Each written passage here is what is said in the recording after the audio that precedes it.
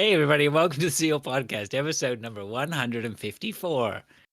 Are we live yet? I thought you'd frozen there for a minute. I was like, You is didn't he give not me a moving or countdown. anything? Didn't need a count. I told you we were live. Okay. Hello, everyone. Welcome to the show. My name is Fraser. I'm joined on my left by Neil. Hello. And on my right by Dave. Hello.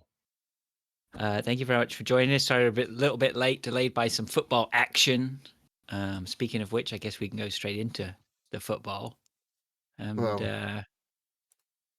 what are we talking about? We're talking about our league because no one's playing other than about four of us.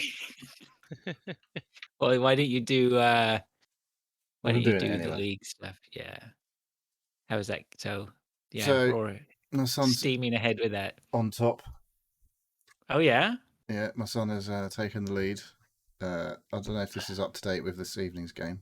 It's up to date with this afternoon's game, as far as I know. But yeah, my son has he spends all of his time looking at Fantasy Premier League or playing Fortnite or whatever. So, yeah.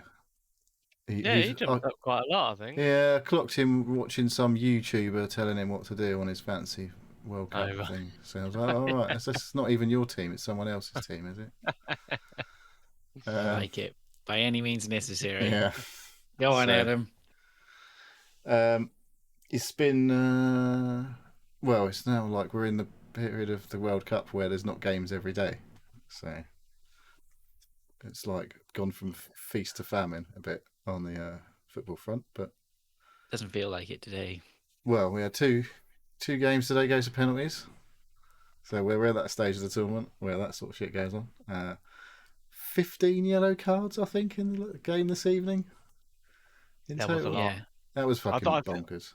I think some of the yellow cards were not even for the players as well. It's for there was players who would have been subbed off or hadn't even come on the pitch. The what do you call it? The coach for Argentina got a yellow card. Yeah. It was all kicking off at one point. Yeah, mental. The referee was shocking as far as I was concerned. I did sleep through quite a lot of the 90 minutes because I'm a bit fucked. But I woke up for the important bit where Holland came from 2-0 down to score 2 goals in like 5 minutes or whatever. There was 10 minutes added time on the 90 in the second half. And they scored with like no time left, basically. And yeah, Argentina went to that. There have been shocking amounts of extra time on these games. I don't know. It seems to have calmed down a bit, and then it just today it just went fucking bonkers. That's because this referee just blows his whistle every fucking 5 seconds. So every time he blows his whistle, he probably has to add on like 10 seconds or something stupid. It was mental, but yeah, it made for an interesting ending to the game. That's for sure. I think the Netherlands have inherited the monkey, the penalty monkey that was on our back. Oh, don't say that. We haven't got to play till tomorrow, so we might be done. We might be revisiting that monkey. No, the curse has been lifted. The curse has been lifted. We'll be fine. Well, we'll see. It's a toughie tomorrow for England against the French, who well, they've got some decent players. Let's put it that way. And they're missing a shitload of decent players, and they still look decent. So yeah, that shows how deep their squad is. They'll be all right. But like I keep saying, I mean, you can't possibly want to play England though either, right? I mean, that's not a game you're going to relish. Like the English right now. I'm not sure. I think Kylian Mbappe might look at our defence and go, "Hello." The English at the moment seem to be quite businesslike in what they're doing. I don't know. They sort of remind me of the Germans from 8 years ago. Or whatever. Hang on, did they win it 8 years ago? Or was that when they were really shit? Like the Germans before, they just turn up, do what they need to do. You know, they're not really the histrionics or the throwing toys out of the pram or just whatever. Just relying on goals not being given, like that's clearly like 2 feet over the line or whatever. It's still not given as a goal. Things like that. Well, we're not going to get that because obviously we've got all the technology to stop that shit happening. Yeah, right. Yeah. So anyway, it's all good. Looking forward to tomorrow's game. It'll be exciting. Hopefully. Stressful, exciting. Yeah, we'll see. Hopefully, it's not all over by half time. Well, if it is, it's in our favour. Like if England are 5-0 up at half time, that would be pretty good. But can't see that happening. No.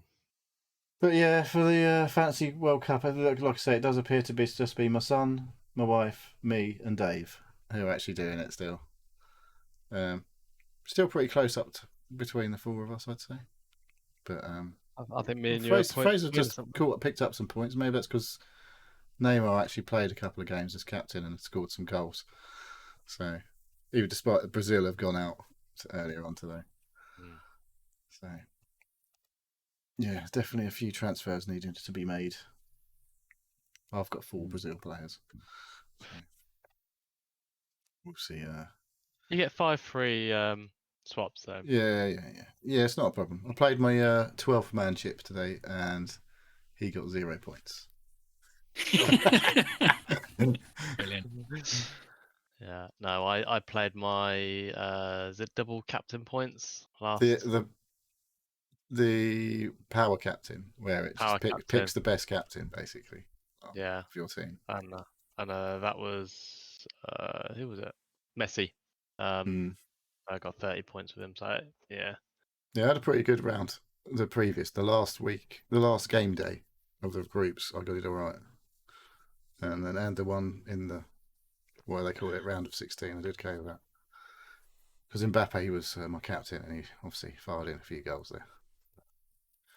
Yeah, I've still got him as captain for tomorrow, so I'm hoping I've cursed him for tomorrow's game. Yeah. But yeah. Good. Okay. That's it for the footy. FPL will be back relatively soon. So you might want to start looking back at the old FPL. It starts in about 2 weeks. I think it's Monday the 26th. First game's Boxing Day, isn't it? Yeah, Monday the 26th is the first games.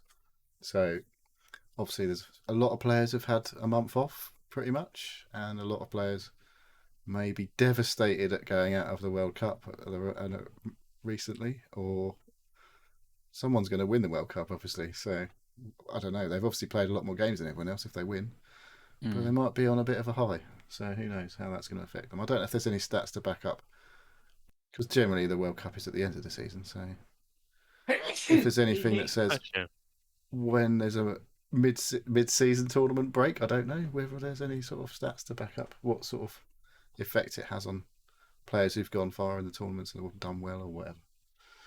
So anyway, there's no rhyme or reason to it. You know it. Yeah, indeed. Okay. Yeah. All right. Well, then let's move on to listener mail. We've got one here from Marty. Is this? This is this is the one from last week. Yeah. So I had to send Marty an apology that we. I don't quite know how that happened, because I think we'd even spoken about it beforehand or something. But I'd seen it. I think it was in the show notes, and we still completely missed it. So I put my hands up. I'll take responsibility for that. Excuse me. He says, sorry, I did explain to the boys here, I've got a little bit of a gurgly tummy, so if you keep hearing me belch and fart or whatever, I do apologize. Something's not right. You know, when I'm fizzing inside, I don't know what's going on. So if I suddenly disappear, that's why. Marty says, hope all is well with you all. With Christmas fast approaching, my question to you all is, Christmas pudding or not? I'm a hater, to be fair, not keen on fruit, and the fact they resemble half a cannonball and could knock you out. Cheers. I love them. I think it's probably my favourite bit. There's loads of fancy flavours now. Really? Yeah, I guess. Yeah. Just standard one. Yeah, bit like I used to like a bit of brandy butter. That just sounds mean. Or even a bit of Jamaican butter. Was that just rum? Bit of rum and coconut in it. Yeah, but like just a bit of brandy on it, light it. It's it's Christmas. It's Christmas. Yeah. I was never a fan, but over time, I think it's grown on me. I think I appreciate that richness of it now. Maybe offset with a nice. That's 5 of your 5 a day in a bit of Christmas pudding, isn't it? Yeah, there's some extras in there too. So yeah, I would say if you'd asked me that maybe 5 years ago, I might have been quite different. But Would you have all right with that? Custard. Probably. Bit of double cream. Not anymore, obviously. You're not having that. No, actually, some cream. Just some single cream over the top of it or whatever. They have to have skimmed milk now, do you? It's got to be warm. Might as well just put water over it by that point, right? Yeah, I'm not a massive fan. Every year, I think we get to Christmas and throw the previous year's Christmas pudding in the bin that's in the cupboard still. I tell you what, we've had already some single Christmas puddings that you can get from Tesco. They're like, Well, you've tried them and eaten them. Yeah, it's my Oh, nice. Like Oh, yeah, minutes. the mince pies are being eaten in this house already. I've not had a mince pie yeah. yet. I've made it quite far and without even having a mince pie yet. So we make our own mince pies. we've got stuff to make mince pies. Yeah, we just get the mince and just put whatever. Phyllo pastry or a bit of. We've got some sweet pastry that's pre-rolled. Yeah. Like. Oh well, I'm not going to do it. My wife does it every year. And then I eat them. I eat them. But you quality test them. Yeah. But yeah, mince pies is my preferred Christmassy. Oh well, to be fair, I don't know. I prefer the non-Christmassy puddings that we normally have. See, I like Christmas cake as well. I'm one of the only people that I know that actually. You like fruitcake, basically. I like fruitcake, but I also like the marzipan and the icing on top and anything like that. And yeah, most people I know don't. So wedding cake, you're all over the wedding cake. That's the sort of stuff that I'll eat more now because I know just give me those calories. I don't care what's in it and whether I really like it. I just know that there's a lot of quality calories in something like that. My aging body is going, you need to eat that right now. Get that in you. Yeah, I'll eat all of it, to be honest. It's just we only had a little Christmas pudding last year and we still didn't eat that. So yeah. Yep, I'll eat anything. Just give it to me. Okay, thanks for that, Marty. I hope that was worth the wait. There is a message in the chat on the Twitch chat from Lord. He didn't do the quiz. It's fine. He's too busy watching the footy. He didn't do the quiz. That's absolutely fine. I want to race through the episode tonight and get to the toilet as quickly as possible. Have a good old sit down on it. Sit down on it. I see Arnie's in the chat. That's good. Nice to see you, Arnie. Should be getting together for a game of Vikendi at some point. A new reworked PUBG map. Yeah, you've not done it yet. Yeah, no, it is out now. Yeah, I dropped in there the other day just for a quick look. I did notice there's a fucking massive update. Yeah. To PUBG. Yeah, so that's there. Good. MintSafe was in the chat as well. Hello. Oh, and speaking of MintSafe, he sent us something today as well. It says, "Sup Seals, hope you're all well. Random questions, but have you ever met someone famous and been disappointed, as in never meet your heroes? I'm a big fan of Simon Pegg. I love all of his films. Well, maybe not World's End, but Spaced was freaking awesome. I'd love to meet him in person, but fear he wouldn't be the cool dude I envisioned. Or is there a celeb you'd like to meet? Cheers." I can't say that I've met anyone. Actually met them. Like, knowing someone famous, right? Sitting down and getting to know them and... Yeah, not had a conversation with anyone. Like, I'm not sure being asked where the jam is by Frank Bruno class as conversation or meeting them. He seems pretty sound anyway. Well, he was polite anyway, which is more than some people can be. James Corden. Yeah, I don't think I have. I can't think of anyone that I'm not. I feel like I'm that cult of personalities wears a bit thin on me, right? I don't really care if people are famous. Are they dickheads or not? I suppose is the ultimate, right? Yeah, I'm not like obsessed with celebrities or anything like that. Like what my daughter seems to be. We're at that stage of life now, though, right? Where I keep hearing these. I hear the names of extremely famous people, but like I suddenly see a picture of my guy. I would never recognize them on the street. I just don't. No, I keep seeing like I'm on Reddit quite a lot at the moment. Just sort of browsing randomly, and I see a lot of this Harry and Meghan. Like apparently there's a documentary about them. Yeah, Netflix job. I couldn't give less of a shit. Like, yeah, absolutely. Just does not interest me at all. Yeah, absolutely. Yeah, but people are obsessed by it. Like, But I think taking from what you're saying there, Dave, I think that point's probably what I'd be more interested. That celebrities, what does that even mean? Are there people that I would like to meet who I would consider? There's lots of people I would love to meet, like who you guys probably have never heard of, right? In sort of like that I grew up DJs I follow. There's probably loads of rock stars or band members or whatever that Dave or IT programmers that Dave knows, right? That would be far, but you'd be far more interesting people you'd want to sit down with, right? Who probably aren't really that famous in the great scheme of things. Yeah. Yeah. But I don't know who they are. You don't know who you'd like to meet? Well, not off the top of my head. I can't think of it. I could give you I don't know. Maybe Jeff Mills. There you go. DJ Jeff Mills. Yeah, you do. DJ Jeff Mills. Was he like jazzy Jeff Mills? Is that the Fresh Prince's DJ? No, I wouldn't want to meet Jazzy Jeff. I'd probably want to meet Jazzy Jeff before I met the Fresh Prince. Yeah. But now we're moving away from Jeff Mills, which is because Jeff Mills is he looks like he'd be an interesting chap to chat to. Has he had a bit of a life? Do you think? Probably, yeah. He was. Do you think he was partying hard in the 90s? Pioneering DJ? No, I don't think he was like really a really technical DJ. Just seems to be like someone who's wasn't someone who was just getting fucked, living the life. Someone who was really concentrated on what he did. Like if he was a nerd. A nerd DJ. Yeah, he's a nerd. He's basically a nerd. Yeah.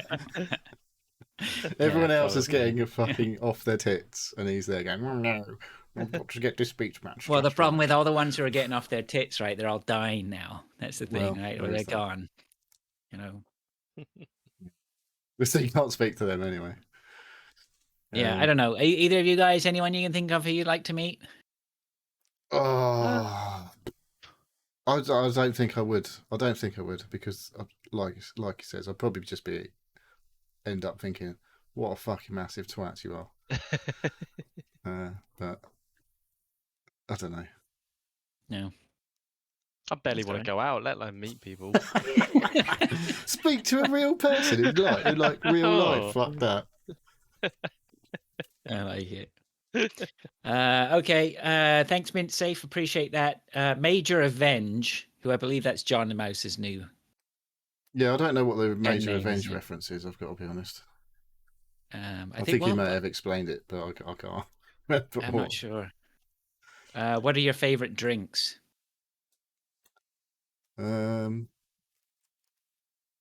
Well, for anyone who wants to know, Neil's just taking a swig from his baby bottle.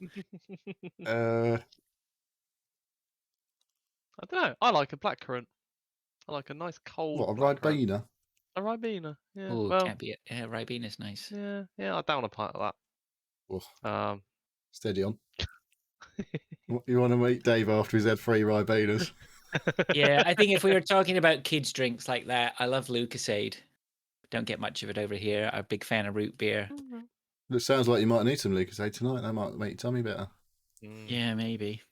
That's a staple of if you're not feeling very well. Get some Lucasade down, yeah. Yeah, I miss beer because I haven't drunk for I'm now teetotal for 11 years. So obviously I do. Do I miss it? I don't miss. Do I miss it? Of course I fucking miss it. Sometimes I really miss it. I don't miss any of the hard liquor though. I was never a big fan of hard liquor. I miss Guinness for sure. Right. Yeah, not really a big fan of Guinness, but yeah. I don't know. I like lagers generally. But yeah. I do like fancy drinks. I do like some cocktails. I was watching a cocktail video the other day. What was it called? I haven't tried it yet. No, not that video, not the movie. It was the Absolut. Well, they make vodka. Yeah. So they have like they have flavored vodkas and stuff like that. Yeah, but they have once a month they have a cocktail club. It looks like a I don't know, like a Twitter live video. Like it's vertical rather than horizontal. So it's obviously designed to be watched on the phone. But yeah, so he was doing some they have a focus on one of their flavored vodkas or normal vodka, and it was vanilla vodka, and he was making some apple stuff. It was nice. Looked nice. Sounded good. But I ain't made any yet. No, I like making cocktails. I just don't Yeah. like them. The wife likes what's it called? All-Star Martini. Whiskey sours. She Oh likes. yeah, fancy. I like a whiskey sour. What Bit of else? what do you call it? What's the Brazilian one? That's nice. Can't remember what it's called. I don't know. I used to work at a Mojito. cocktail bar. Mojitos, like mojitos. Yeah. I used to like making a Long Island iced tea. That was one of my favorites. Yeah. Pretty basic. Everybody knows it, but I do Just like chuck it. everything in it, and it's just like go along the shelf. But, Yeah, no, I enjoy the making of them, but yeah, like you got a shaker and all that. Yeah, you got a shaker. You go through crazy amounts of ice making cocktails. It's ridiculous. Ice, lemons, limes. It must be horrendous for the environment. The amount of ice you have to use to make a cocktail. I mean, it's terrible. Yes, I think there are some more pressing things we need to address before cocktail ice becomes. Yeah. Anyway.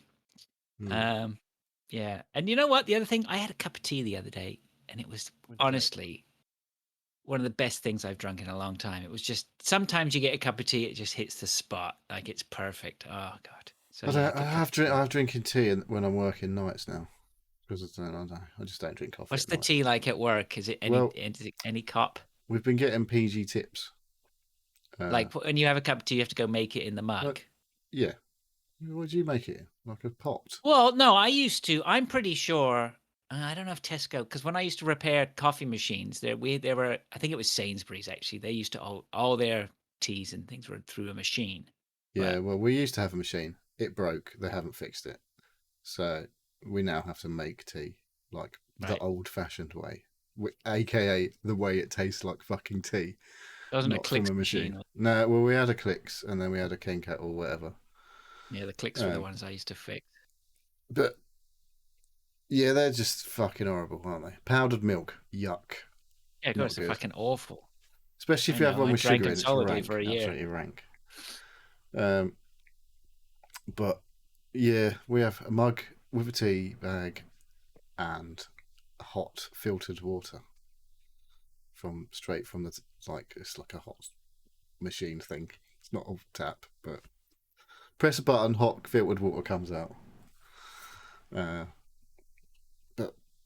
yeah, it's not my favorite. Well, there's a couple of things in the chat here. I'm just going to pick up here. First of all, we got a Just Wondering 25. I'm not sure who that is. Is that someone we've seen before? I can't remember. Paul W. Was that Paul W? Yes. Says he met Jimmy Savile. He fixed it for him to milk a cow blindfolded. Is that true? Is that true? Is it? I think it might part not of me, be. my spider sense is tingling and telling me I don't know if that is true. But then there's a part of me that just goes, anything's fucking possible these days. Yeah, well, who would actually want to go and milk Oh, wait a second. No, now I know. No, yes. I've done it. Of course. Yeah, I see now the connection. He didn't because he was blindfolded. That's awful. The old ones are the best, eh? Well, it's not that old, clearly. Tonight. No, it's only come out in the last 10 years or whatever. And he also says a Bloody Mary, especially on a plane, as it's scientifically proven to taste better at altitude. It is. How? Does something happen to the alcohol? I think it's something to do with the acidity of the tomato juice. What? It's I don't know. Look into it. It's okay. I think I've definitely. I guess it has to be something. It's got tomato juice in it, so it must be minging. No, it tastes different because of the lack of atmosphere. Arnie's put in the chat, Jim will milk it. Come on. Come on. I don't think he was doing the milking, to be fair. All right, that's enough. Let's move on. Friend of the show, thanks, John. Appreciate that. Friend of the show, Mark Lethius says, I want a dad joke. Yes.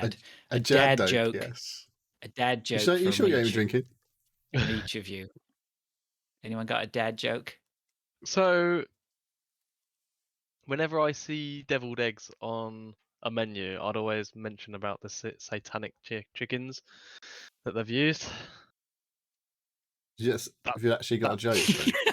That's my dad joke. It's they've got I've had they've to. got the evil chickens laying these eggs again. Nice. They're deviled. Yeah, nice. But like you Does can it get a use laugh? it and, Is it one? gets Does the waiting staff go? Ha ha. No, Like, I don't polite tell it. laugh, I don't like tell it they've to the never heard waiting it staff. before. No, this is just a family. Yeah. Yeah. I'm so good at sleeping, I can do it with my eyes closed. That's very good. Well, I actually got some jokes. Go on then. What's Santa's favourite rock star? I don't know. Elfish Presley. All right, you get one more. Oh, what was the other one? I'm going to have to look it up now. I forgot what it was. I wrote it down.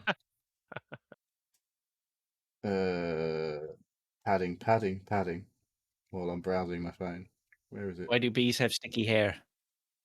Because they use a honeycomb. Oh, that was one of the ones I read earlier. Okay, so you got another joke for us? We're going. Oh, for Hurry up. fuck's sake, I can't find it now. Okay. Yeah, can't find it. Yeah, it's not good radio. All right, let's move on to what we've been doing. Neil?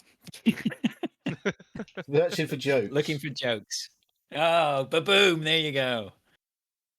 All of my jokes are dad jokes anyway. If you've listened to the podcast, you must have heard a fucking billion of them by now. I've watched a show on the Amazon. You've definitely watched. I don't know if you finished watching it. I think you did, didn't you? I watched The Rings of Power. Yes. First 3 episodes. The Lord of the Rings stuff. It's like a fucking movie. It's like, but a really long one, obviously, because it's however many episodes.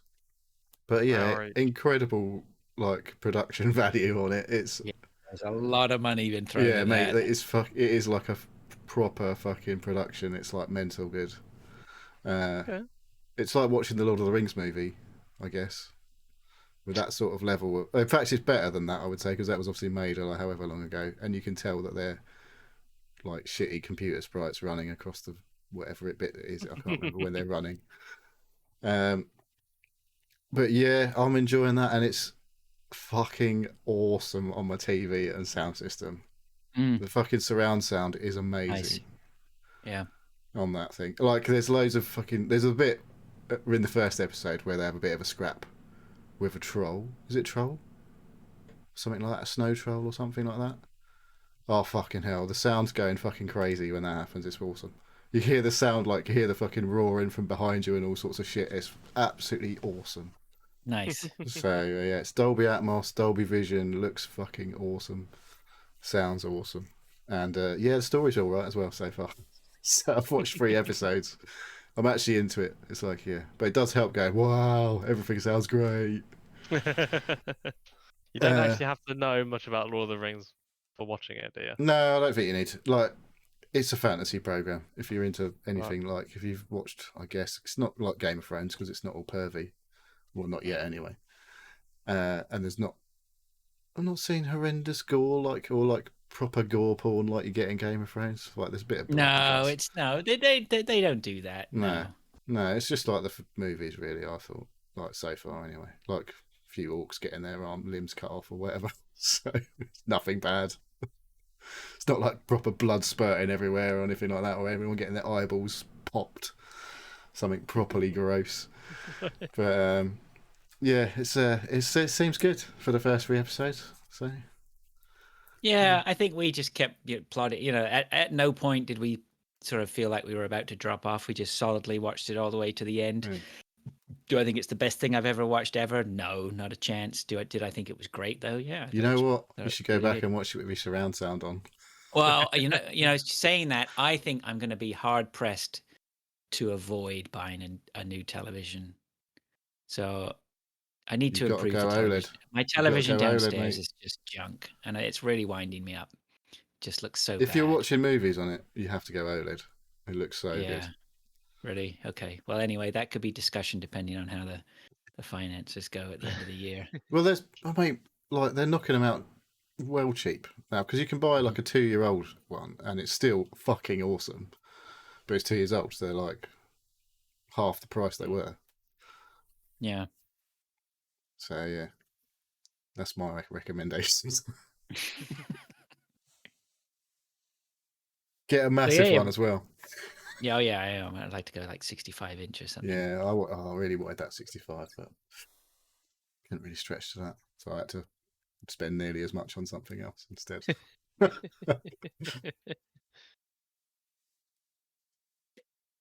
Okay, Rings of Power, good. Oh yeah, we went for a pub quiz Wednesday night. Did you win? No. My kids and their friends came fucking second. Oh yeah. In the pub quiz, and we came. I don't know where we came. We were 12 points behind them. 4 adults with all. It was all like they absolutely smashed it on the fucking Christmas anagrams. They got nearly every fucking one right out of 25. It was like, and we really struggled. It was like fucking. You know they were doing it all on their phones. No, right? I don't. No, they weren't, because they were sat right next to the guy running it. The guy doing all the questions, and he said that I heard them talking, and they were all like they were all over it. Oh yeah, no, good for them. But yeah, fucking, they lost by 2 points. So I was like quite impressed. I don't know how. I don't think my son got many. He got Batman was the answer to one, and he got that one. Other than that, I don't think he got anything. Hey, look, he made a contribution. That's good. I'm pretty sure everyone knew it was Batman though. Everyone in the entire pub. So is your pub going? Do you feel like it's getting back to normal? Like, because you seem to be telling us you're at the pub. I never really went. I haven't been to the pub since I was fucking really like, I don't know, 20s. Well, I used to. Well, to be fair, that's a bit of a lie. We used to go to the club every Friday, but that's not really a pub. Right. It is. Was that your local? That was the homeowners thing, right? Wasn't it? No, didn't you have like a social, like in there's a community centre which is right, got a bar in, but it's basically a fucking pub. It's just. But you used to take the kids same out. As going to the pub. Don't know why. No, the reason I ask is just like he just seems like you're always at the pub. I'm not always at the pub. No, I know you're not always at the pub. I go in every other week on a Wednesday because they have a quiz at the minute. Oh, okay. But on the other Wednesday they have bingo, and I'm not going bingo. I'm not that desperate to go to the pub. You wouldn't go to the pub on a Friday or Saturday night? No, I'm here on a Friday, and a Saturday night. Nah, I can't be doing with going down. Like, I don't go towny pubs. Like you're going down in the town centre with all the youngsters. No thanks. No, but even like a social on a Saturday night. I mean, I guess I have no idea. Like, a pub life is so alien to me now. Yeah, we don't do a lot really. We go out in the daytime really if we're going to go out, and then come home. You ever go to the pub, Dave? Not really. No, now and again, like meet up with the mates and stuff, but like we don't do that much at the moment. Yeah, like you said, you don't want to go out and meet anyone anyway, do you? Really? No, you used to go out and socialise and stuff, but married and kids. Yeah, it is. Bella's getting older now, so she can she's staying over. She can hold a few pints now before she starts spewing. But no, she can stay at home. She's old enough to do that now. So yeah, me and the missus have definitely been and I think we've also said next year, actually let's get out a bit more, and be social, because we haven't been in the last 2-3 years. So let's start doing things like going to the pub, organising a bit more, to be out and about and stuff. So, but it's we're still thinking what do we do if we don't go to the pub? What else is there to do? We don't want to walk around fucking car boot sales or I don't know, gardens or fucking what's it called? Garden centres. I don't know, it's weird. We're at a weird age that we feel like we're adults, but we don't want to go to the pub all the time. But what else? You can't just go to the pub all the time. That's what young people do. Yeah. I think there is, though. I mean, well, actually, your daughter's about the same age as my daughter. I don't know. I feel like there was a sort of a fallow period between my kids being born up to around about 10 or 11, maybe, where we had nothing not much going on outside at all. And then once they become a little bit more, things calm down in the family, then you can start sort of looking into, oh, well, what other activities can we do? It's like you say, you know, now she can look after herself a bit. So Yeah. maybe Yeah. you'll find something, maybe I don't know. I Yeah. walked to the Well, I know- butcher's with my wife this morning. That was our little Oh, yeah. outing for today. Was there some? That's There, not, that's there not was, a euphemism at all. That's definitely, we went to the butcher's and bought some meat. and there was some meat up on hooks, right? Which you asked for, but the Uh, butcher told you the stakes were too high. Oh, there we go. Oh!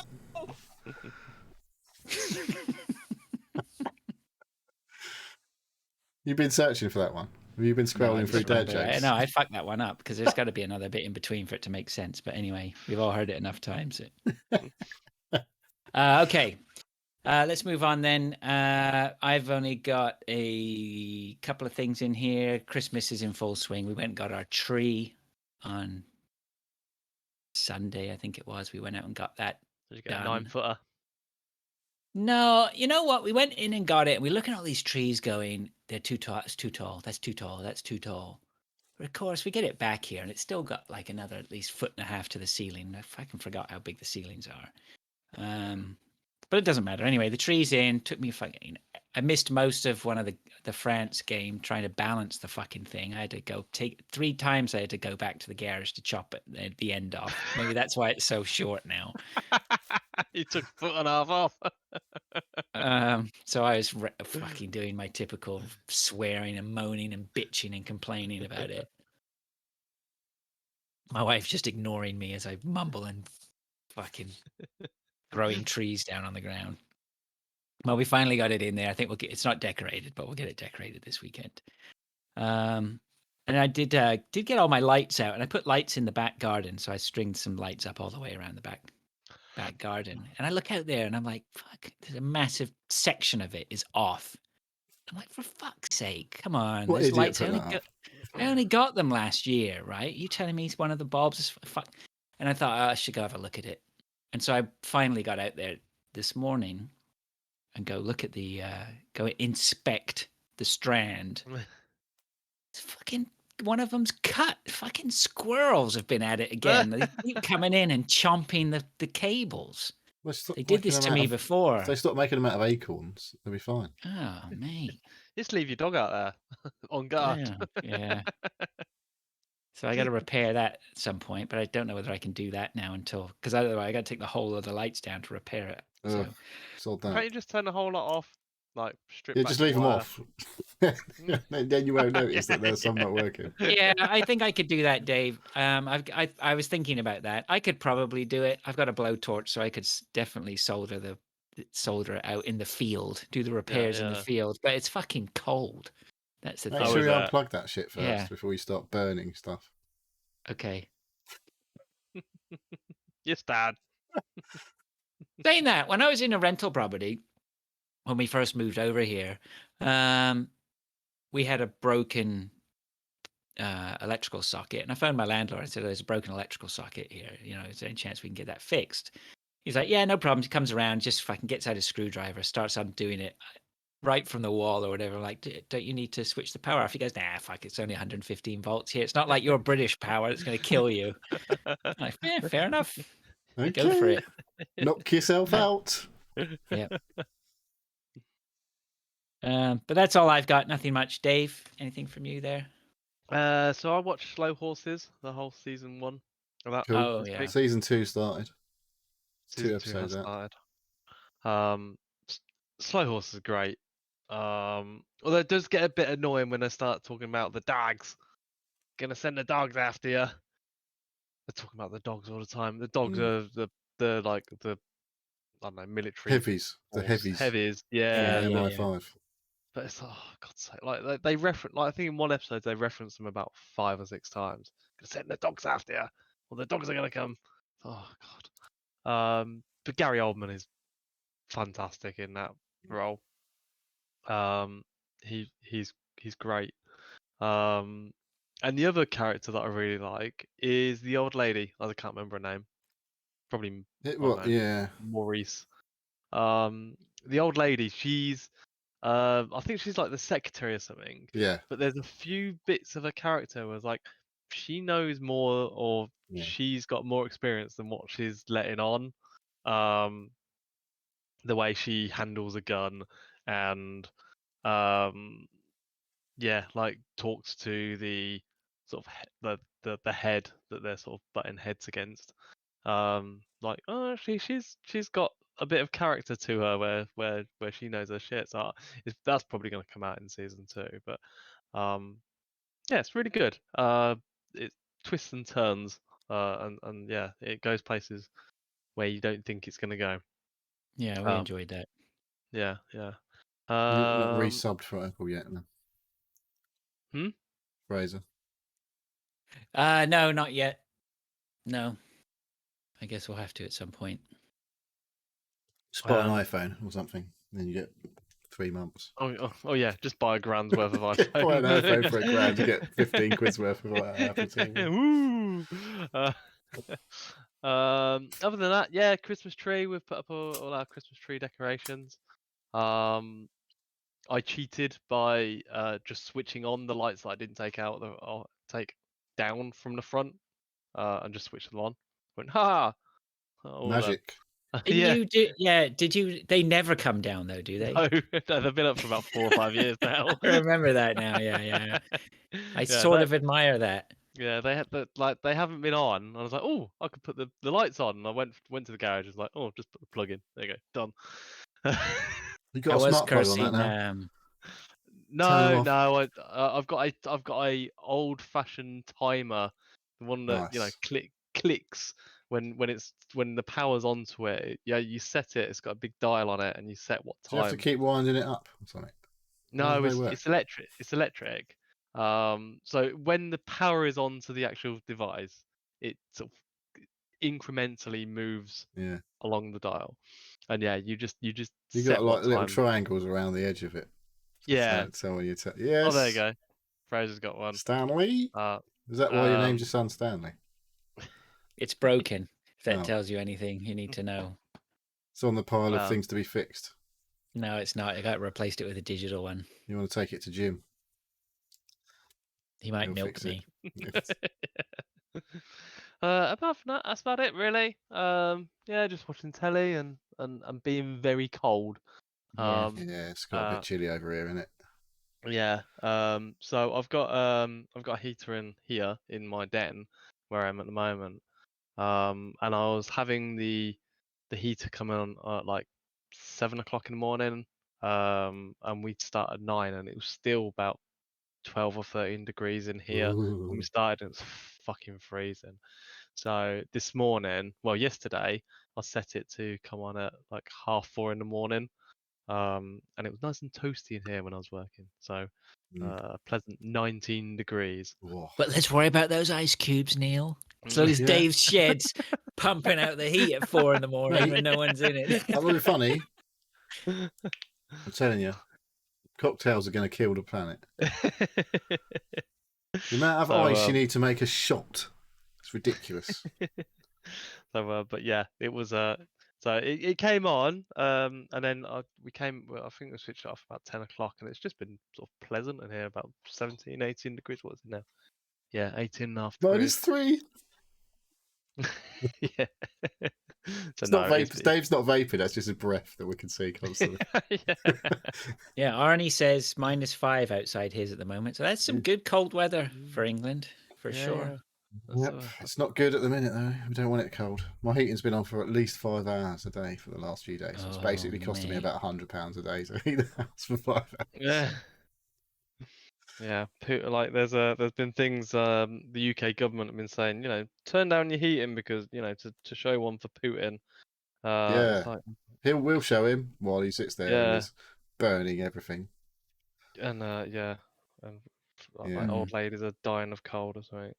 Well, we got into massive credit on our bills, thankfully, over like the last 6 months, so we can afford to have the heating on. But probably wipe out our credit in the next month. Well, the way I see it is the fact that we're heating the den, and me and the missus are working in here, we're not heating the house. So, like, come when Is your she goes child to bed. wearing like 15 layers of clothing then while they're in Oh, the she's house? at her mate's house tonight. So Right. so Vic went in at about 4, and just sort of switched it on. And Just it was went to quite bed. cold now. With a heated blanket on. But no, it was yeah, like so it's we're not in there sort of heating a big house. We're just in here, and we've only had it on for a couple of hours this morning. So Mm. and that's it really. That's been my week of random shit. Right. Okay, well then, moving swiftly along, let's get on to what we've been playing. Who's going first then? Should we take it in turns? What, do a game each? Sure. Oh, that's a bit like another podcast. You start then, Neil. All right, okay. I played several hours of Battlefield 2042 multiplayer last weekend, while you were playing other games. I think you were playing. You might have been playing PUBG. Can't remember. Possibly. But yeah, it's had its new. It launched on like EA Play, basically the cheap version of EA Play, which is included in Game Pass. So now I can just play it. I haven't got a 10-hour trial nonsense anymore. It's just play it. I say multiplayer, like there's another version of the game. I don't think there is anything other than multiplayer, is there? Am I not mistaken there? I think it's just multiplayer. I don't know. I can't remember there being an option to go and play any story shit anyway, put it that way. I think wasn't that the big news that there was no campaign? Right? Yeah, I don't know if that was this one or another one. I just think that's just the way it is now. Weren't you supposed to be playing this with Dave? Well, I said to Dave about it being on Game Pass now, but he's not. Well, I played it that night and I've not played it since. Right. It's because it's over. It's not because I didn't enjoy it. I was a bit fucking painful to start with because it's been a bit of a while, but and also I was having massive network problems for the first couple of minutes of every game I was in. Like, when people moan about their ping and it's like, oh, my ping's like 65. Well, my ping was 1200 at some points during the game. I was like, that's beyond a fucking joke. That's like 1.2 seconds. Yeah. Of lag. I'm like, that's impossible to cope with when you're playing a multiplayer game on a Twitch shooter. Yeah. So that was a bit painful in the first. It seemed to be the first couple of minutes of every single game I was in. It was just like you'd be walking around a corner and then you weren't. You were back like 5 steps and then you were back forward 10 steps. It was like, what the fuck? But once it kind of settled, it got its shit together within a couple of minutes, and then it was actually quite a lot of fun. I played a lot of Team Deathmatch, which is unusual for me to play Battlefield, because I was like, I'm just going to play Team Deathmatch because it's been a while, just get back into the feel of the guns and stuff. But yeah, it feels all right now, apart from the massive lag issues that I was having. But yeah, I don't know. I know there was still. I don't think they've rebalanced. You can still just pick a sniper or any weapon for any class. So you have whatever it is, support, is it, that they drop ammo crates? So if you're a sniper with ammo crates, you can just fucking sit there with ammo all day long, sort of thing. So there is a bit of. I think they're rebalancing that in the next season, so that they're going back to having the class system. So if you are a recon, then you only have access to certain weapons. Yeah. So you can't and all of the tools and consumables, tools, everything, are restricted by class, usually in Battlefield. So you can't be a sniper with a fucking ammo box. Basically, if you're a sniper and you want more ammo, you have to call for the support guy to come and give you ammo and all that sort of stuff. That's the whole point of Battlefield. It was like a squad game. Everyone plays their role, and that's what made it fun or different to like most of the other shooters. A bit more tactical, but now it's just like, no, fuck it, I'm just going to be a sniper with an ammo crate, thanks. Sit like a mile away from everyone else, just ping them in the head. But when you're playing Team Deathmatch, didn't really run into too much of a problem there because everyone's just running around killing each other anyway. So it's quite good fun, and it looks fucking awesome. Smaller for Team Deathmatch. Yeah, I think they just cut down versions of bigger maps. Usually, that's how they normally do it. So it's like a portion of a map. There was definitely like the rocket launcher map. That was quite a big map for Team Deathmatch, but it didn't feel Actually, no. Was I playing Rush? I think I might have not popped into because there was definitely like fucking planes flying around. You don't normally get that in team deathmatch. No. So I might have popped in for a game of Rush or two, which is a sort of smaller, slightly smaller than the full Conquest game mode. But yeah, More focused, I think, isn't it? guns. Like, It looks fucking amazing, and it runs buttery smooth now. Like apart from, obviously, like I say, with the caveat of the fucking horrendous lag for 2 minutes. But once it gets its shit together, it looks fucking great. It does on minor PC anyway. And yeah, the guns feel good.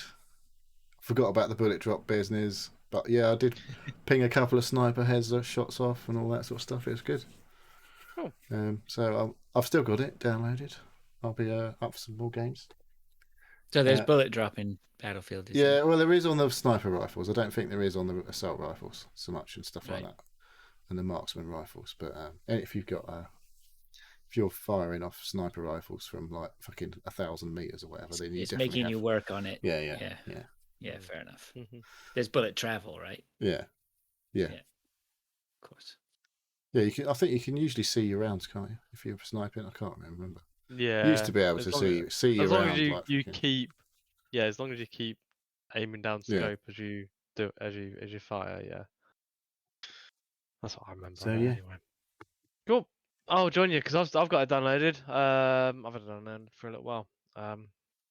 So yeah, just I want to jump on and have a go. Cool. Okay. All right. Shall I go next? Go on then. I have been playing a game called Strange Horticulture. I'm not quite sure how this ended up on my list, but I think it's. Was it in that top 100 games that I posted some point that maybe you went through? I definitely know that this is definitely been played by people on another podcast as well. That's right. There was a point where I think you posted that, and I went through it and grabbed a load of games that were recommended off it.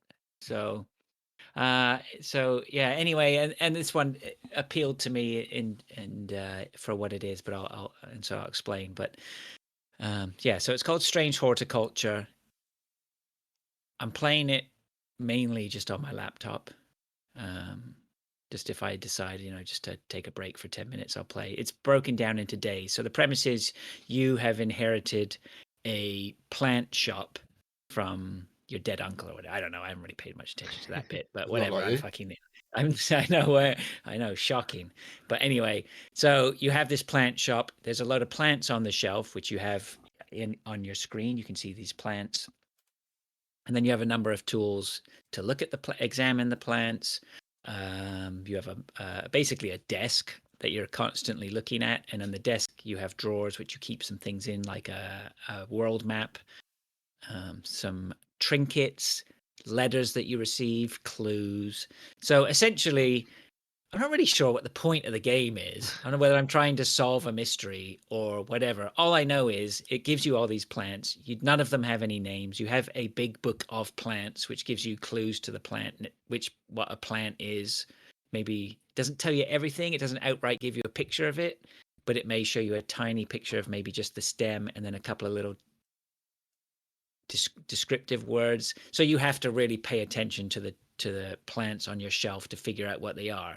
While you have all this, every so often somebody comes to your door, and when those people come to the door, they usually want a plant. So they'll come, one of the, like Fraser will come into the shop and he'll go, "I've got dodgy guts. Can you give me any of the pastor's wort?"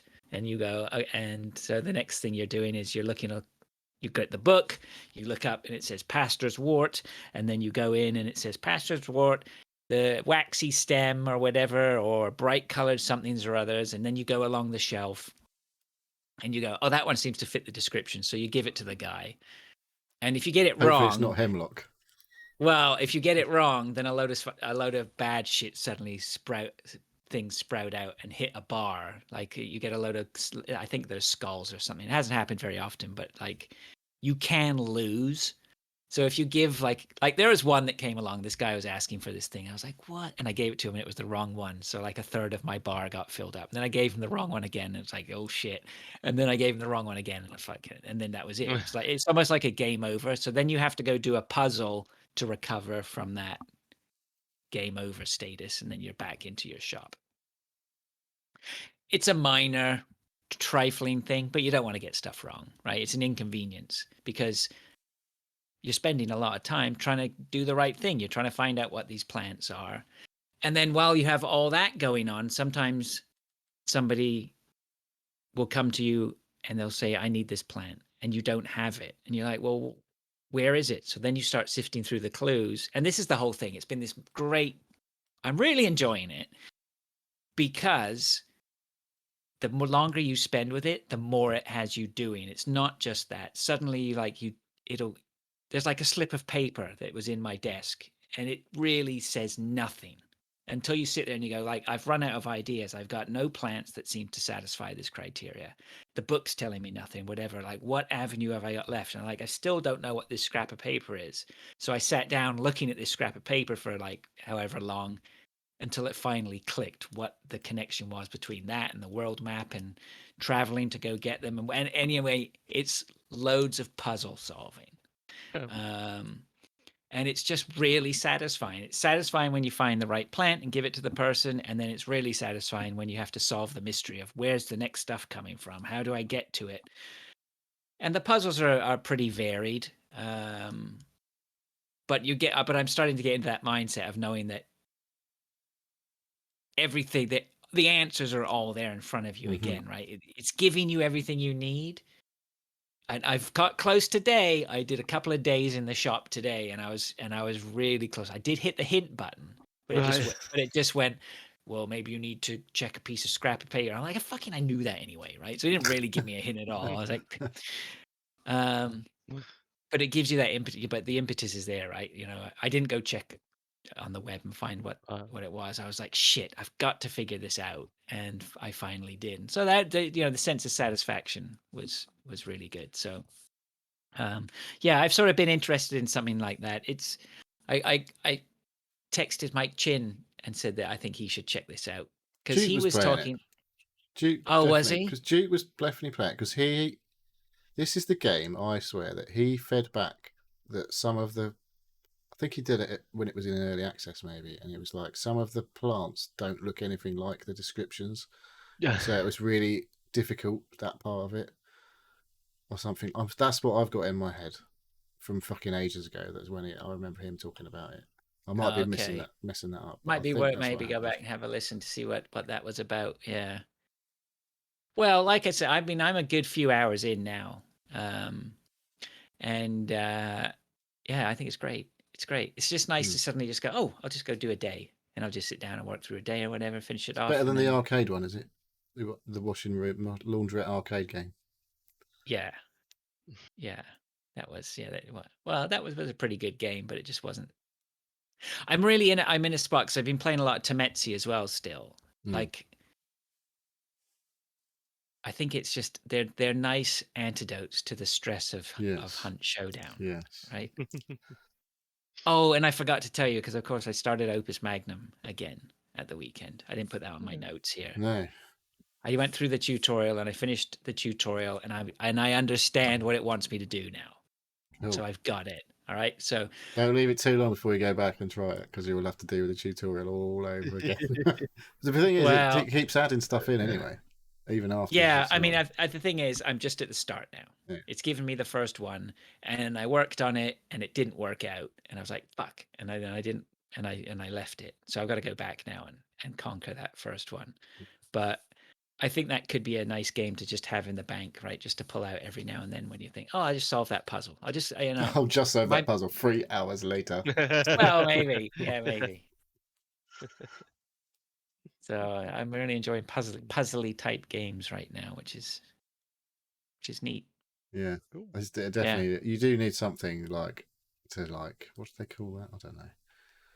Like just something completely different to the aggro, stressy, shooty games.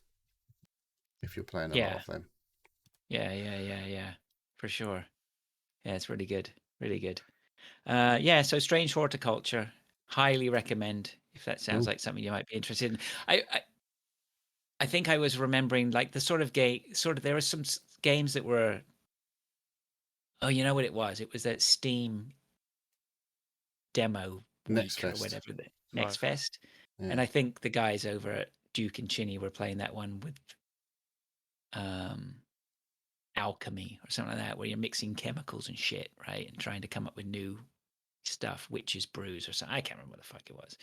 But it's that I sort can't of remember what thing. you're talking about there. No, I have What's no that? idea what I'm Alchemy is Opus Magnum. That's like alchemy and stuff. Yeah, maybe I'm getting. Oh, well, anyway.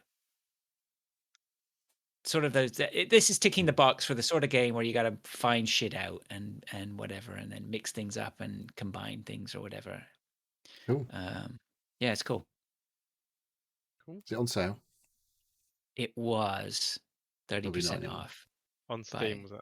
Yeah, but I bought it about a week ago, so I'm not sure now. Yeah, there was the winter sale, do they call it? It's basically Black Friday week. Right. And now there's the end of year sales going on in place, all the Game Awards sales. I was going to say the Game Awards sales, yeah.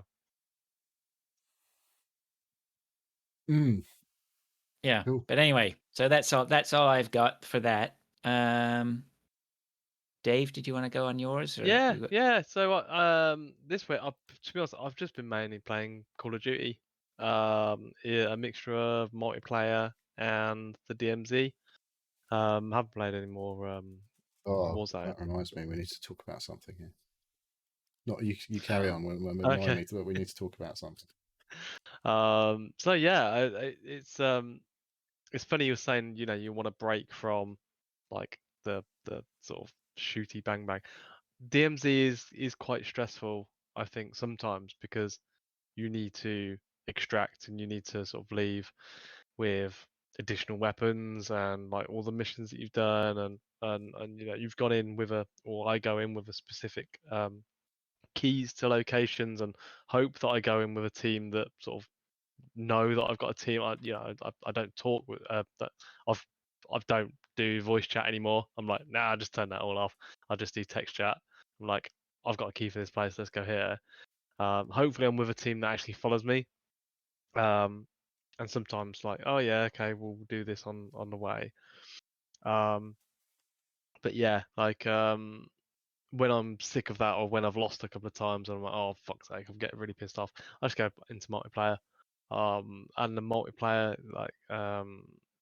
is just a big stress release for me. It's literally just mindless running and either dying, or hopefully I start shooting first before the other person starts shooting. But even if I die, it's like literally respawn. It's like the seconds between dying and respawning, and I don't really care about my kill death ratio. At the moment, I'm just like unlocking all the weapons and getting them to full, and unlocking all the different attachments, because you can unlock different attachments for different guns as you progress through them. So yeah, I just find that as a really interesting game at the moment. It's quite funny in that it's gamified the game of unlocking attachments and weapons. Even more than ever.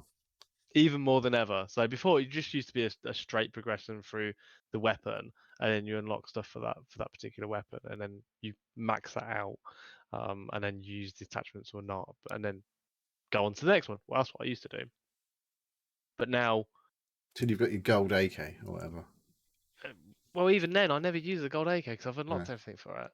So, like, I see people running around with their gold or platinum, or there's another like mastery of it.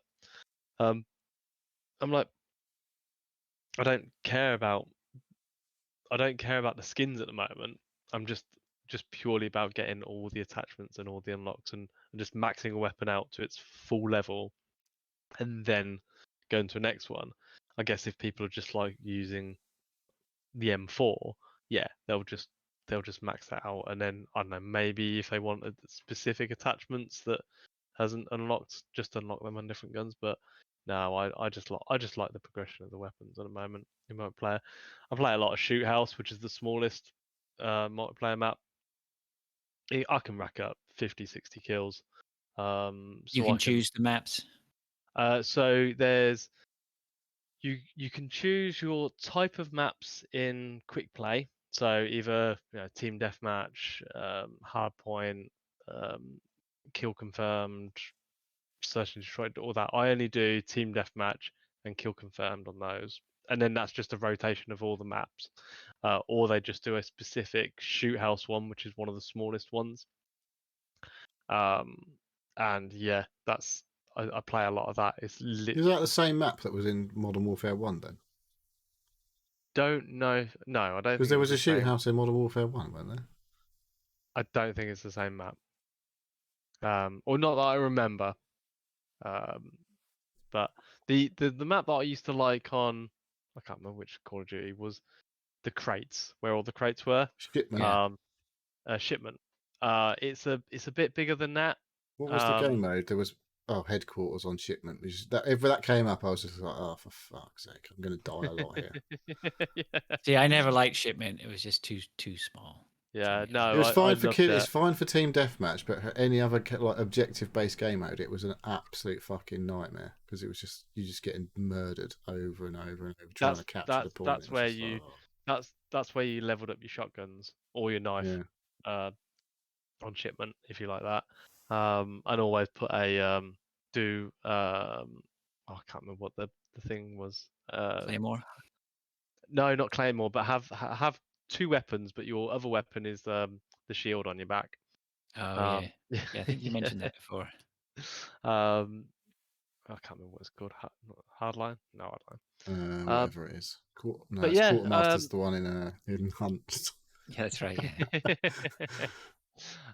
But yeah, I've played 70 hours of Call of Duty. Rookie numbers. Rookie numbers. You pull your finger out, mate. So yeah, I don't think I've put so many hours into a game so quickly. Until this one. It's because you refunded Hunt when we all started twice. playing. Twice. So yeah, it's I don't know. I'm loving it at the moment. But that's it, really. That's my game of the week. All right. Oh, right. Well, before we move on, there was an announcement at the Game Awards about something that's going to come to Call of Duty Modern Warfare 2. Ooh, okay. And the first time ever, they're going to have a raid in Call of Duty. What does that mean? So, it means it's like a co-op mission, like a raid. So, like they have in World of Warcraft, and they have it in Destiny. I don't know how many players it is, but you get a group of you together and you go off into a specific area and fucking go through it, and you have to get to the end, whatever it is. Okay. Because they do have like Spec Ops missions. Yeah, but I think it's like it's taking that like a proper like doing a raid. So yeah, which takes multiple hours usually to do a raid. Yeah, and lots of coordination and teamwork and stuff like that. So I was like, "Ooh, that sounds interesting." Yeah, that could be fun. That actually sounds interesting. The first time I've actually gone, Call of Duty. I don't know. I assume it's going to be part of the paid version of the game, not just going to lump it into Warzone. Because they've got to get you to buy that game for some reason. I don't know if they moneyfy it so that If you just buy it as DLC extra, maybe. Or just a £5-10 extra on top of the free version, or they obviously do very well from the Warzone and people playing that for free and skins and additional packs from that. So whether they can sort of lump that in with it, I'm sure they'll get more if they're going to get more people in. And why not?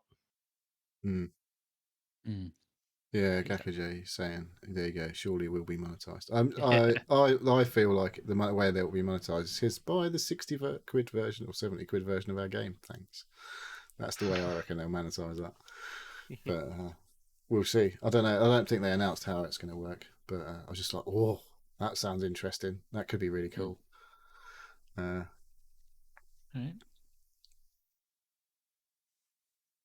right. Well, yeah. What else you got for us, Neil? Yeah, you're next. Going back to me. All right. Okay. I'll do my little one. Because I was watching the Game Awards last night, and during the Game Awards, they announced plenty of shit, some cool shit, and some not so cool shit. And one of the things that they announced was that there would be a demo of the upcoming game Forspoken available to play on the PS5. So I downloaded it. Okay. And I played it and I finished it. It didn't take very long. It's not that long a demo. So what is this game? Forspoken, my interest level in it has not been raised by playing the demo. I was pretty uninterested in it in the first place. When I first saw the trailer, I was like, oh god.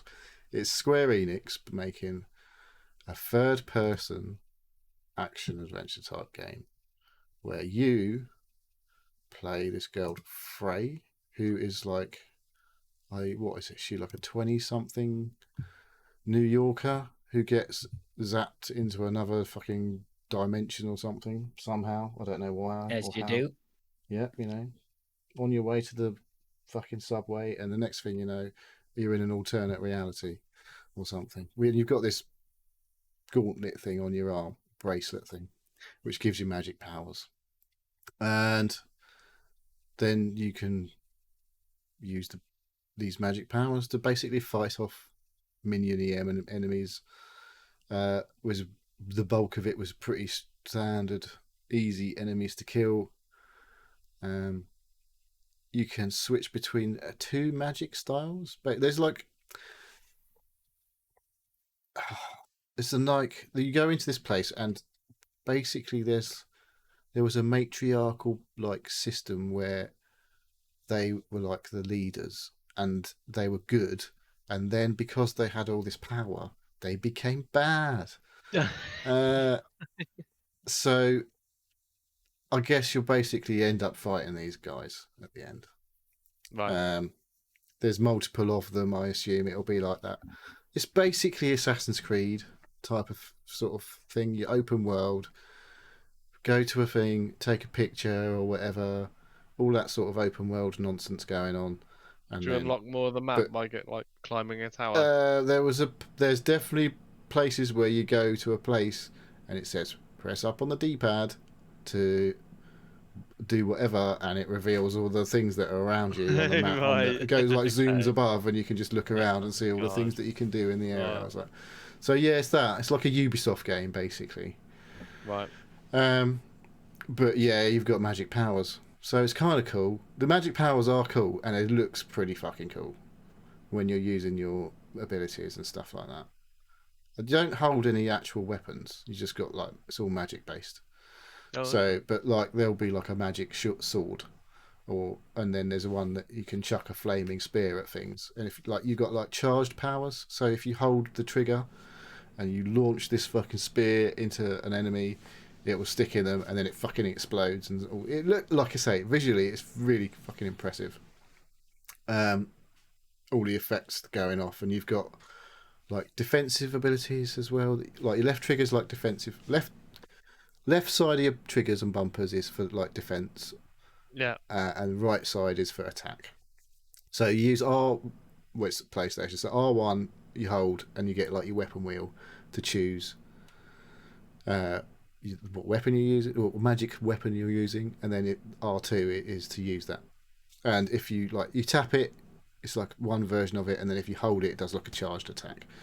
And then on the left side, you hold L1. You can choose like various things. Like there's one that like things come out of the ground and like trap an enemy in place, so you can attack it and stuff like that. And then there's like I say, there's 2 magic types. You can switch between the magic types by holding L1 and R1, and then you get different spells basically to use. Right. And though the second type that I didn't know about initially, they've got some really, that's where you chuck spears and it's all cool fire effects. You can raise like this huge fucking fire all around you, so any enemies that run into it just get fucking burnt to crisp. It's fucking like I say, it's kind of cool.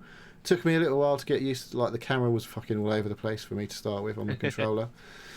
But yeah, it's only a demo, so it's difficult to say too much. But I have, like I said, I'm probably more interested in it than I was, because it has like the abilities are cool, but I can see exactly what type of game it's going to be, and that is not interesting to me at all, because it's like you say, it's a Ubisoft game in a different skin with different stuff.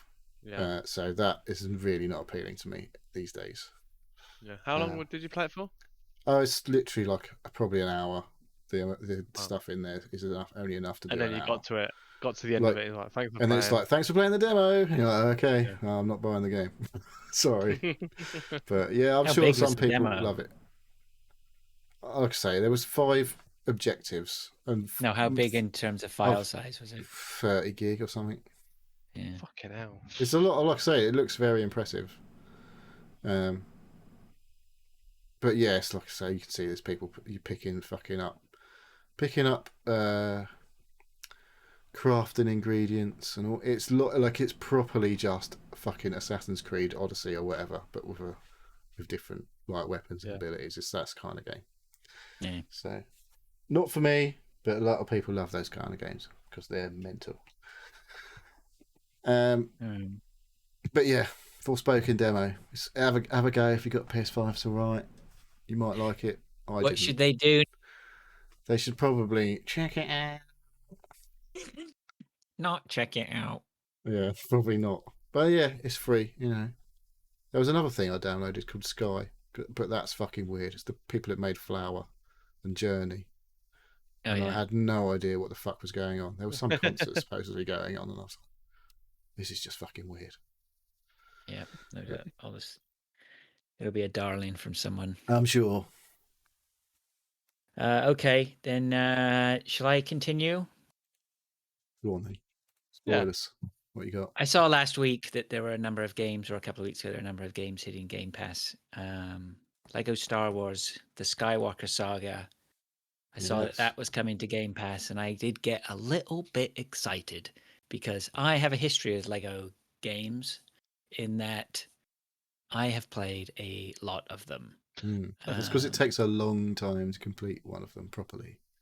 Yeah, they for some reason, and it's been a long time, so maybe there's a few people here who haven't heard me talk about them, but certainly going back many years, I would have talked about a lot of these games. I would think probably because they really took off with the first Lego Star Wars, right? That was the first one. Yeah. All those Lego Star Wars, the first Lego Star Wars, I would have done all those to completion. Did you get all the red bricks and everything? Yeah, I would have hundo P'd. Oh my god! Tons of these games. That takes a fucking long time. All of that. Yeah, shit. I think the last one we probably did was. I think the last one I did was probably Lego Marvel, the first Lego Marvel. Yeah, I think I'd been a bit burnt. The one I played absolute shitless was Lego Star Wars: The Clone Wars. I played fucking loads of that one. Yeah, I think I might have been burned out on some of them, but I wasn't dipped. They got to a point where they were releasing them faster than I could finish them. Yeah, Indiana Jones ones were very good though. Yeah, I think I did all those. Cool. Yeah, for sure. Yeah. And so anyway, it's been a long time since I've dipped in and played one of these. So I was looking forward to revisiting because I knew I'd lost so many hours to these games. There is a certain sort of something to it that appealed to me in a big way. And so I was looking forward to it. So it came on Tuesday. I downloaded it. I got stuck into it. I think, it was Tuesday night. So I downloaded it in the afternoon, and then Tuesday night I trotted down after dinner, fired it up, and walked away 4 hours later after putting in a good sesh on it. So I'm in. I'm all in. Can I complete this? Like over online? Because it used to be like there was always, well, not always. At some point, they definitely introduced 2-player that you could play locally. I'm not sure on that one. I haven't looked. As far as I'm concerned, this is a journey I'm undertaking on my own. But is this on your Xbox or yeah, playing it on the Series S, so it's perfect. I'm on the couch. It's the couch game I've been waiting for, right? So the last 3 nights I've flopped myself down on the couch and I know how to approach these games. So I'm already trying to get myself to the. I did. I was tracking that I was earning about 350,000 bricks a day. That I was on target for my 1,000,000 bricks last night to get my first multiplier, because the multipliers you get for anybody who's played this, exactly what I'm talking about. You took the studs. The studs, yeah. Studs. So I got my first. I've got my ×2 multiplier. Now I've got Here to we work go. up to get Here my. we Now go. the next one I need is my ×4, and because they stack, right? As soon as my ×2 multiplier cost me a million studs. The ×4 multiplier costs 2 million studs. So no matter which way you work it, getting to either one doesn't matter. I could have held off and then got to the 2 million, whatever. I have to earn 2 million in-game studs to get to my ×2 and my ×4 multiplier. But as soon as I have both of them, they stack, so that it becomes a ×8 multiplier, and then you're fucking away to the races, right? But once you hit that point, it's fucking gravy after that, because before you know it, you've got then your 16 times multiplier, and then all hell breaks loose, and you basically just break the game with the amount of studs. Yeah, it's like Vampire Survivors, but all the enemies are just studs flying at you all the time. Right. So the first couple of things I've been collecting. So I'm working my way through all the missions. So there's 9 episodes, of course. So right now I started right at the very beginning with the Phantom Menace, and did the Clone Wars, and then Revenge of the Sith, I think is what the third one's called. You meant Attack of the Clones for the second one. Oh, what did I say? You said the Clone Wars. Oh, Attack of the Clones, yeah. Yeah, and then so I started A New Hope last night. So wow, you have been smashing through that. Yeah. I've been paying a lot of attention. There have been some points where I was like really trying to get everything, and then I quickly realized there's tons you can't get until you get later, and characters later. There's all these like character classes that you need to unlock. Yeah, some of the abilities you need, like R2D2 might have. In some games he has like jets, so he can like traverse across gaps and shit. Okay, so that's a good point to talk about. So my fear of going into this game was, is it just going to be a rehashing or like an upgrading of all the previous games? Well, it turns out it's not. I haven't seen anything yet in all this time that I feel like I've seen before. So what about lightsabers? So even though, lightsaber, of course. So even though the story is familiar, they've redone it in a completely different way. And they're also, things have changed over time, right? The style is a little bit different. Those original Lego Star Wars games are quite old now. That must be like they are quite old, yeah. And I think that's the thing. If you go back and now were to look at, I think the surprising thing about this is they've really fucking gone to town on it, right? There's no mucking around on this. Like, they have really gone to town on it. There's a lot of areas that are really huge, like far more open worldy than you had in. Maybe you got that sort of open worldy in Lego Marvel. I was thinking about it in Lego Marvel Superheroes. You know, that world hub. Oh, I didn't like it because that was where you had the fucking space carrier thing, wasn't it, and all that. I was like, I didn't like that one. But you have these sort of sections and all these things, like I think Coruscant, where you go back, is pretty big. There's tons of stuff. Anyway, there's lots of areas that are huge.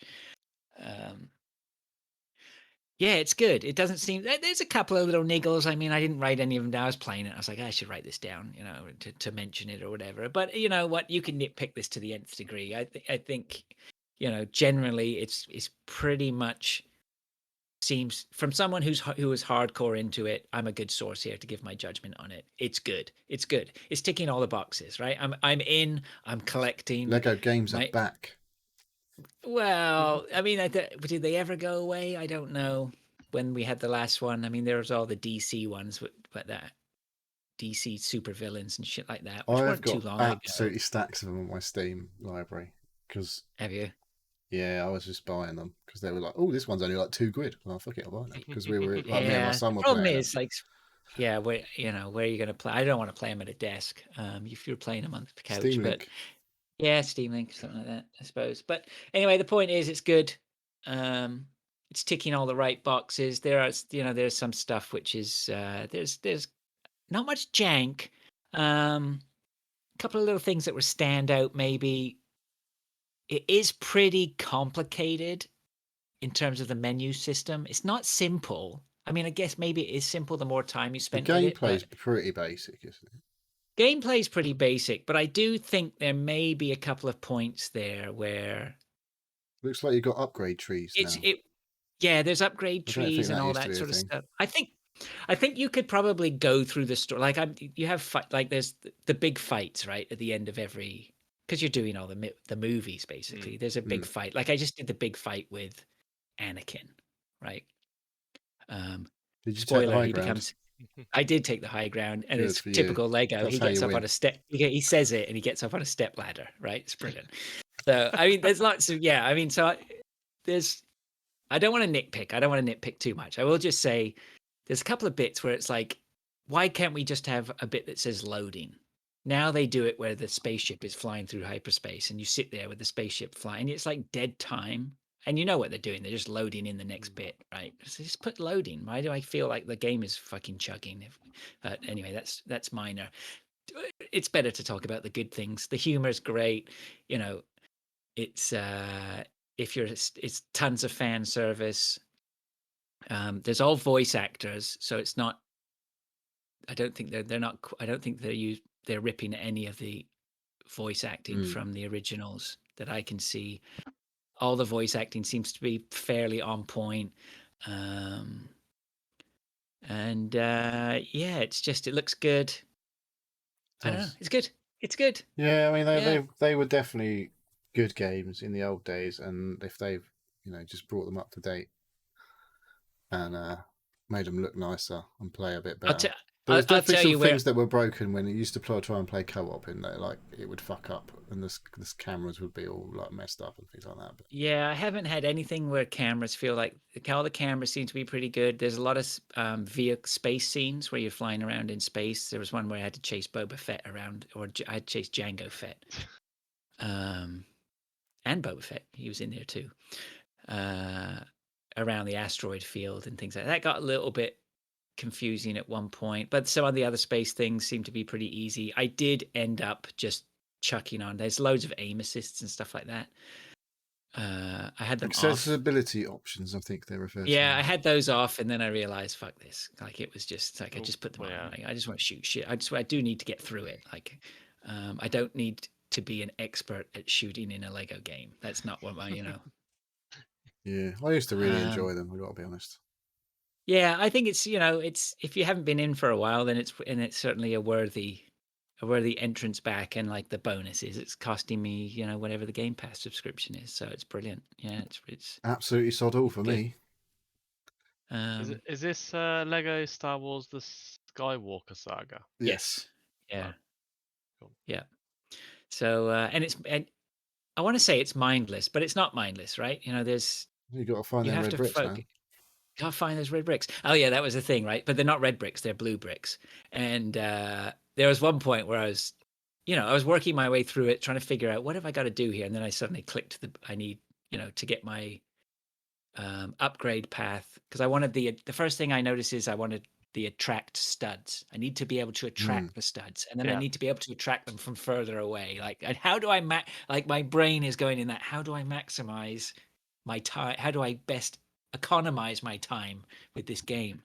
And so it was like, oh shit, yeah, blue bricks. So you need 5 blue bricks for the plus 10,000 credits, and then 10 blue bricks and 100,000 credits for the next upgrade, etc., etc. Shit, I need blue bricks. And I went and found this blue brick, and I was finding blue bricks, and then I just noticed every time you got a blue brick, it popped up and told you how many you've got, and it popped up and it went 35 of 1,200. I was like, oh fuck! Wow, yeah. Let's go. Bit of collecting to do there. But of course, it probably ramps up, right? By the time you get your multipliers, then you're hitting true Jedi in every level. You get 3 blue bricks, everything. But it'll have, we'll get there. Well, I plan to. True Jedi. We'll see how it goes. I'm gonna have to download this now. So yeah, I can feel me getting back into fucking Lego games. I will install all of my 20 Lego games that I own on Steam. Are going to be getting reinstalled now. I'll tell you what was a good one. I thought was good was the Pirates of the Caribbean one. It was good. That was good. Okay. Yeah. I really enjoyed that. And I never really played. I had the Hobbit and the Lord of the Rings ones, but I never really got on with them. I never started them properly. I think I'd kind of just burned out on fucking, like say, Lego Star Wars Clone Wars. And Indiana Jones ones were cool. I've got the Harry Potter ones, but obviously I won't be playing them anymore. I think the Harry Potters I did all those, because I think they. I can't even remember. I'm pretty sure I did the Indiana Jones ones. There's a lot that I Yeah, did. the Indiana Jones ones were awesome because it's just like because they didn't have the speaking, did they? In the early ones, it was just like all Yeah, gesture it went a and bit like jank. noises. It was just like, huh? Yeah, it went a bit jank when some of the speaking started to happen, which I was suddenly realized when I was playing this one that hadn't happened. They've got the voice acting done okay on this one, so it seems I haven't to be played them all right. myself, but I definitely remember. I think there was one of them that they just took audio from the actual Yeah. movies, and they sort of done legified. I think Yeah, that was a that was the Jurassic one. Park. I think that's when people were like, "What the fuck? You didn't need to put the voice acting in. It was fine when you just made funny noises and then it was like speech bubbles or whatever." Yeah, I think that was it. I think you spot on, Dave. They actually ripped the audio from the movie and it just didn't work. Yeah, Right, it yeah. just didn't suit it. Whereas this one, they've got voice actors, and they're not their proper voice actors, but in the context of the way they've built the game, it works. It fits. Yeah. It fits. So yeah, it's good. It's neat. Cool. Watch this space. Everyone's going to be jumping on the stud The train. next trend. And then back to you, Neil. Have you not played anything other than COD then? Literally I've nothing. not played anything. No.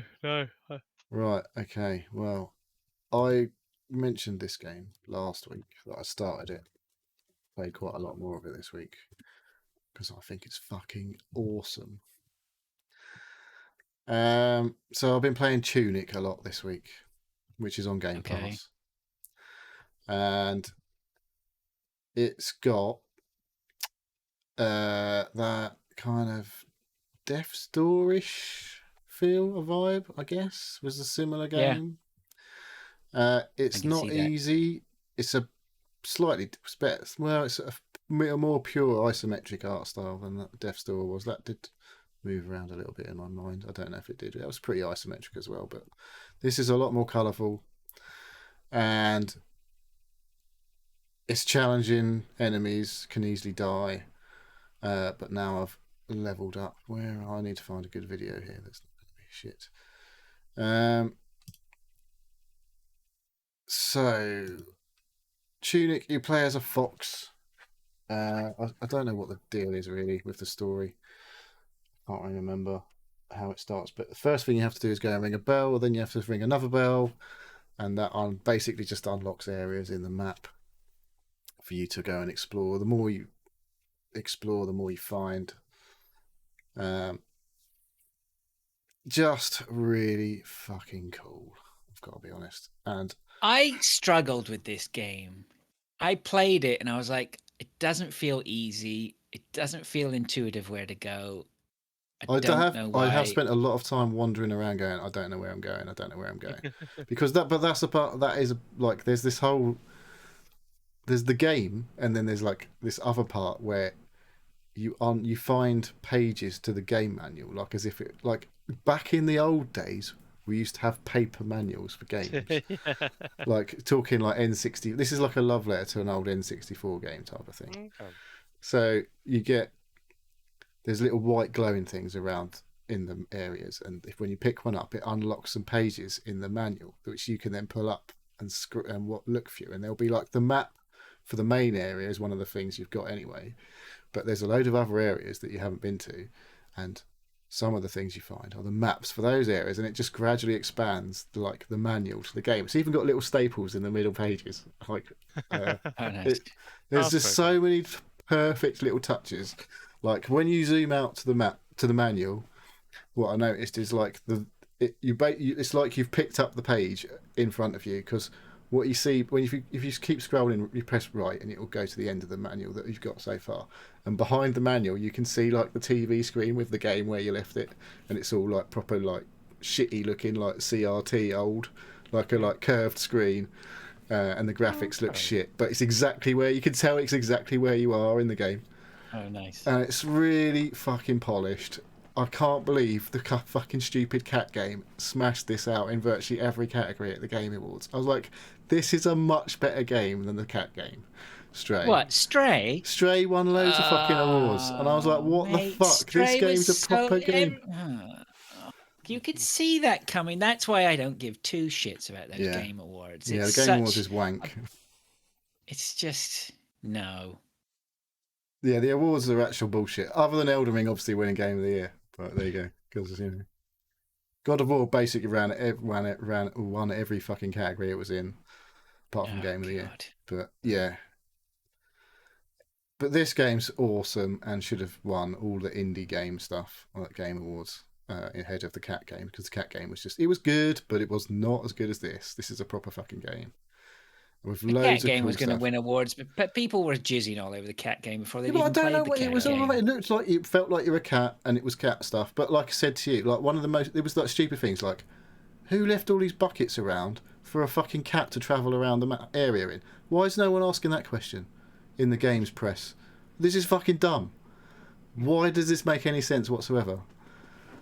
Anyway, I'm not going to rant about the Cat game anymore.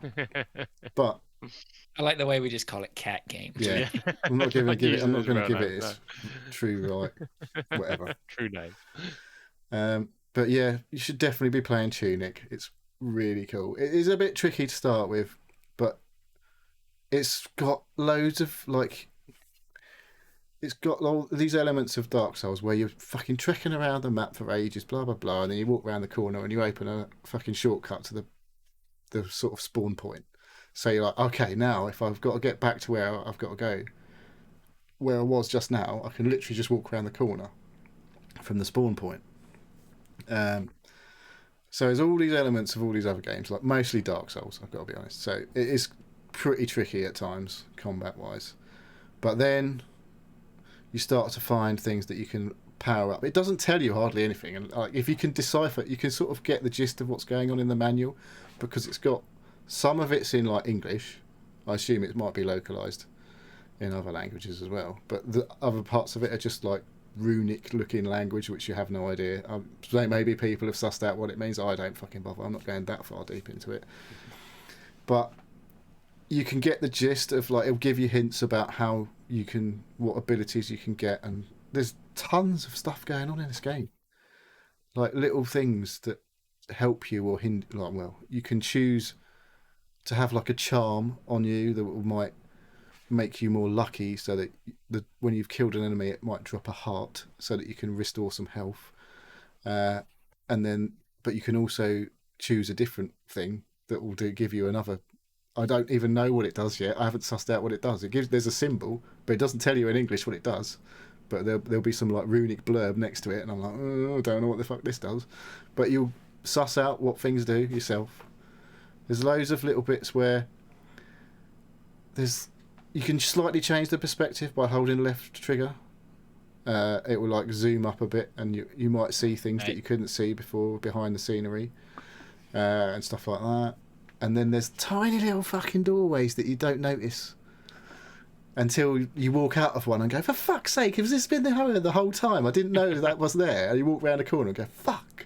Don't tell me I could have just walked around that fucking corner a minute ago, like 10 minutes ago, and gone through that door. I didn't even know it was there.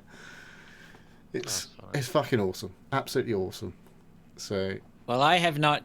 This is still on my Xbox. So... Yeah. I've not totally given up on this game. I just haven't continued. Well, you did eventually get around to Death's Door and finishing that. So I don't think this is as hard as Death's Door. I'm playing Opus Magnum. I don't think this is as hard as Death's Door so far. Like there's a boss. I've killed one big boss, and it only took me like 3 times to do that. It wasn't that hard, and you're literally right around the corner. It's not like you've got fucking loads of trekking to do to get back to it. It was like, it's pretty good. And pretty friendly in terms of when you get to those points where it knows it's going to be tricky. It doesn't make it really fucking annoying for you to get back to that point. Level again. Yeah. No. So, yeah, I'm really, really enjoying it. Really impressed how good it is, and how deep you can get with the combat and stuff like that. And stuff just keeps fucking changing. New stuff keeps coming into the game to make it more interesting. Yeah, it's really, really cool. All right. Okay. Definite thumbs up for Tunic. Yes. All right. Okay, well, that's all we have on the lists here. Before we wrap up, Dave reminded us that we need to talk about end of year. There's end of year housekeeping, people, that we need to do, and you need to do it with us. Which is, what is it? Anyone? Well, Because I don't remember. we have Game of the Year usually. Yeah. Right. Games of the Year. Okay. But we don't normally revisit predictions and do predictions till the new year. I don't know, what else did you say, Dave? Can't remember now. I No just one woke up. remembers here. On WhatsApp. So what did you put? He says going to bed. I'm knackered. And that was from last week. We need Oh, to here we go. He organise- says we need to organize Christmas, New Year, Game of the Year, and predictions podcast. Yeah, so predictions we normally do in January, I think, after everything's been like calmed down a little bit. So when we do our Game of the Years, I mean, what I'd like to do is we get all our Game of the Years. Do we need to do an over? We'll have our games of the years. Listener games of the years would be great, depending, and we'll do what we can to go through those. I'll sort out the Discord channel from last year and reopen it. That's probably the best thing to do. Well, if everyone wants to pop a top 5 games of the year into the Discord, we'll get that set up. You can also tweet us, I guess. Sure. We'll pick just those get them up. to us. You know how to communicate with us. Or email. Dave tells you all about it at the So end. that would be good. And then maybe we can also do an overall game of the year where we have some sort of weighting system. Well, I tell you what I used to do with Game Punchers was we would have the game of the years, and then you apply a scoring system to all the places, and then so you can ultimately work out the pod's top 5 games of the year, right? Yeah, so it can be done. We'll figure it out. But if we have more people giving us their games of the year, so Gakajay1 is asking, is it games we've played this year or games that came out this year, basically? Games you've played this year, I think is the thing. I think we've been through this before. Mostly games that came out this year, preferably. If you played it this year. I'm not sure anyone's going to be adding Tetris in, are they? Put your game of the year in. Who knows? We're all playing Hunt Showdown, right? It's probably going to be number 1 on my spot. Came out 3 years ago. But that came out 3 or 4 years. Yeah. So it's whatever you've been playing for the year. Yeah. Your game of the year. Yes. Yeah. So we'll do that, and then we'll do the predictions. So we've got, looking at the calendar, Fridays are all right because Christmas Day is a Sunday and New Year's is a Sunday. So I don't know how so it's not like a Christmas Eve. It's obviously it's the day before Christmas Eve. So I don't know how you're fixed around Christmas and New Year's. I can't do that one. I can't do the 30th. Christmas one. Oh, the New Year's one. The New Year's one. Right. Okay. Well, we can only do what we can do. We'll try and figure that out as we go along. So we'll let you know when we need these things doing. But a game of the year obviously is at the end of the year. So yeah, get your game of the years in. Neil will set that up, and then that'll be open for business by the time you're listening to this. Unless you're listening live, obviously. Yeah, that doesn't count. Okay, all right then, Dave. Do you want to give us do your thing? Sign off. I'll say thank you for listening to the Seal Podcast. If you'd like to ask us questions or get involved, please contact us either on Twitter at Seal Podcast, email us at sealpodcast@gmail.com, or join us on a Discord server. A link is pinned on Twitter. We have YouTube and Twitch channels which we upload and stream to regularly. Neil, shout out for chat. So yeah, Gakajay1, Arnie Army, Just Wondering, AK Paul, and Mintsafe and Lord. There were the chatters. Thank you for joining. Any lurkers also, you are welcome. Just for lurking, thank you. Good. All right. Okay. Well, thanks, guys. Then thank you to everyone for listening. That'll do for now. Until next time, we'll catch up with you later. See ya. guys.